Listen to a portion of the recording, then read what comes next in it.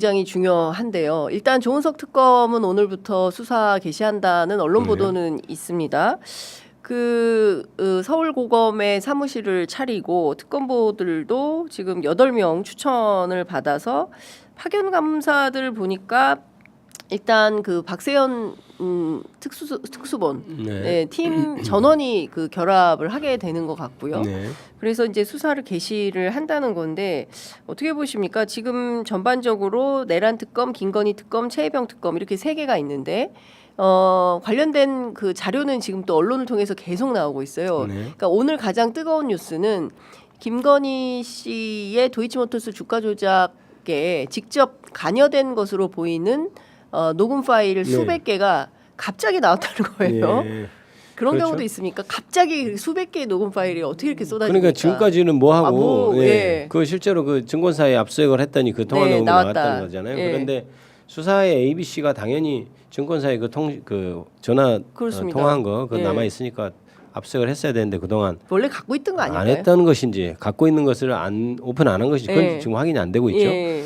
근데 수사하는 사람 입장에서 당연히 그걸 먼저 봤을 것 같거든요. 그렇다면 이미 있던 자료가 아닌가 싶고 그건 제가 예. 정확하지 않아서 말하고 예. 단정하기는 어렵습니다만은 예. 일단 내란 특검하고 김건희 특검, 근데 최일병 특검 세 가지로 나누어져 있는데 네. 내란 특검은 지금 보통 특검을 이렇게 발족하면 네. 가장 어려움을 겪는 게 사무실 얻는 문제입니다.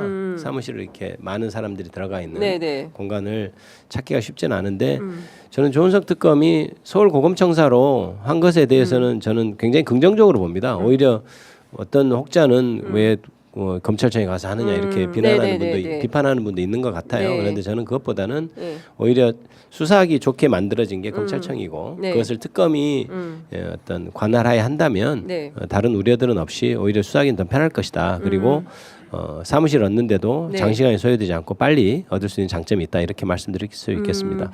그러면 지금 어쨌든 이제 도이치모터스 주가 조작 사건과 관련해서는 이제 김건희 특검에서 속도를 내나 했더니 뭐 기업 관련된 수사를 먼저 한다는 거예요. 네. 실제로 코바나 컨텐츠 사업을 하면서 네. 여러 기업으로부터 후원을 받았는데 이걸 제일 먼저 들여다볼 예정이다. 네.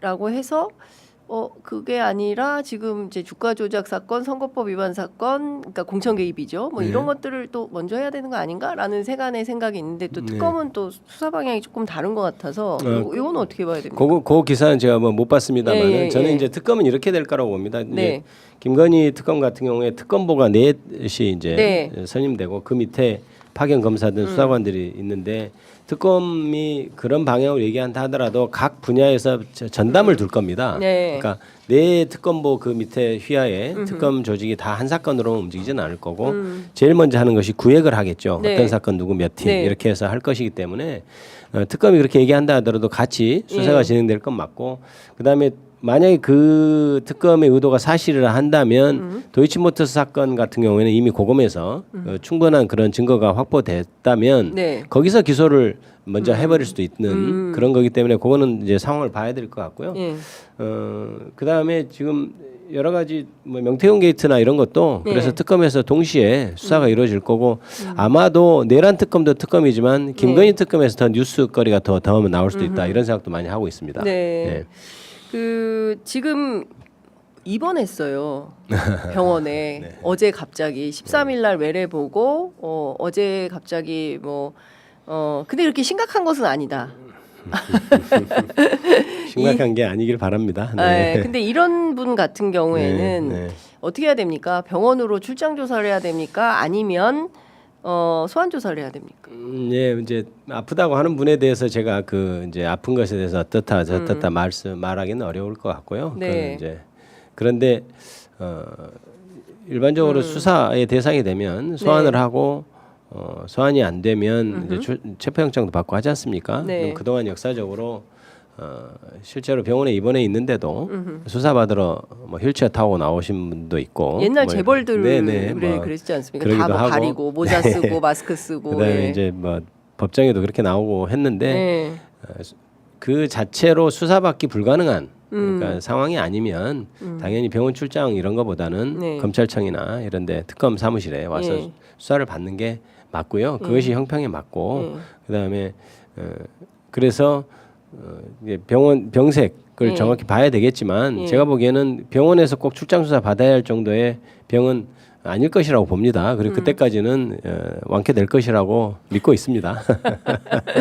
그 방금 전에 그 서정욱 변호사라고 그 김건희 씨 사정에 밝은 분인데 평소에 우울증 약을 먹었고 특검하는 것 자체에 대해서 반기는 분위기였다라는 거예요. 그래서 수사를 피할 것은 아닌 것 같다라는 이제 얘기를 하긴 하는데 이분들이 관저에도 아무도 못 들어오게 하지 않았습니까? 네. 그 윤석열 피고인 같은 경우에는 뭐 칼을 써서라도 네네. 다 지켜라 우리를 아무도 못 들어오게 해라라고 네. 했는데 이번에는 병원을 요새화해서 병원에서 버티기 들어가는 거 아니냐 소환 당하지 않으려고 그리고 이제 윤석열만 하더라도 지금 뭐 제3의 장소 아니면 뭐 서면 조사는 내가 응하겠지만 직접 가는 거는 경찰 조사에 응하지 않겠다라는 태도이지 않습니까? 네. 당장 19일 조사 안 나온다 이런 거 아닙니까? 두 가지로 두 나눠서 부부의 좀 이 얘기를 행태. 얘기를 해보면 윤석열 전 대통령은 지금 그게 내가 지시할 만한 일도 아니고 사실 이게 법적으로 성립하지 않는다 이 얘기를 하면서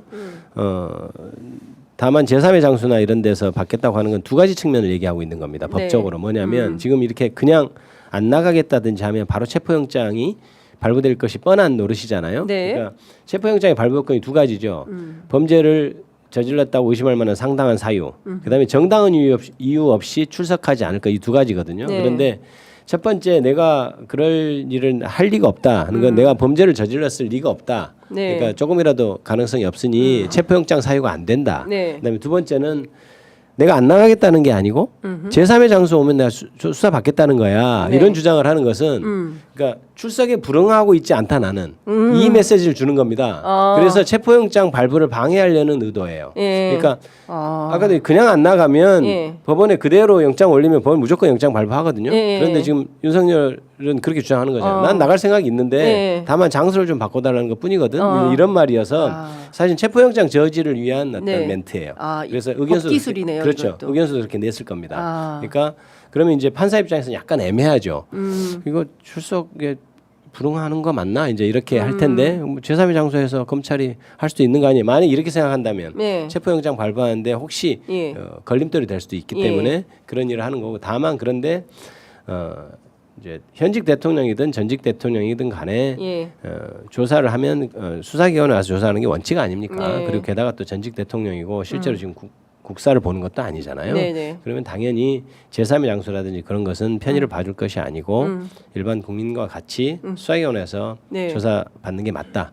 그러면 다른 제3의 장소나 이런 거 주장은 성립하지 않는다. 네. 그래서 내일 출석하지 않으면 체포영장 청구해서 발부 받는 게 맞는 것 같고요. 예. 그다음에 이제 김건희 씨 같은 경우도 병원을 요새화하기는 불가능하겠죠. 그때는 이제 청와대 용산에서는 용산 관저는 현직 대통령 때이고 경호처가 그대로 대통령을 위해서 경호하겠다고 이렇게 버티고 있는 판이었고 그런데 지금은 용산도 아니고 예. 일반 병원이고 예. 그다음에 경호원 몇 명 가지고 내가 버티겠다 이러기는 어려울 것 같습니다. 그래서 체포영장이 발부되면 네.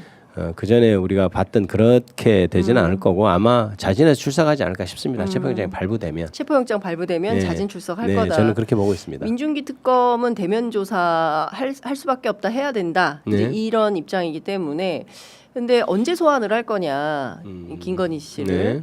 뭐 처음에는 안 부를 것이다 중간쯤 부르지 않겠냐 뭐 이런 얘기도 있고 한데요.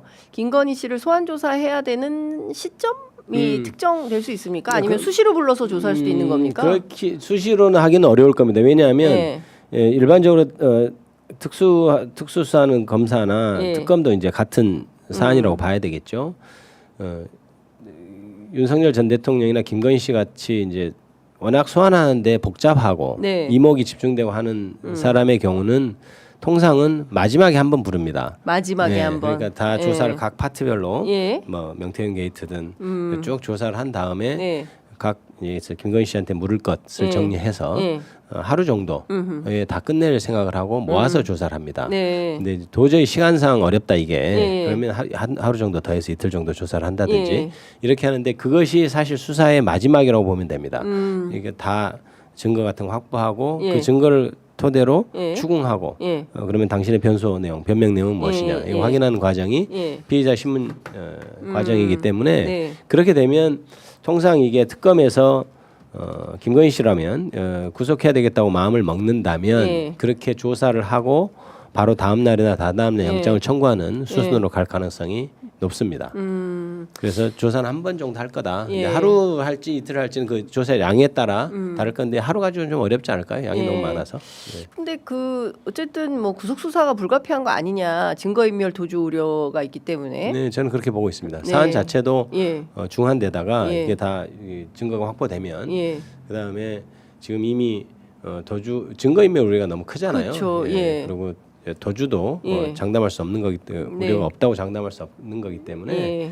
저는 구속 영장을 청구할 것이라고 그렇게 아, 생각이 특검이? 됩니다. 네, 네. 예. 그렇게 봅니다. 예. 지금 특검 수사 대상인 사건들이 하나하나 다 조사되면 저는 사실로 다 드러날 것이라고 생각하고요.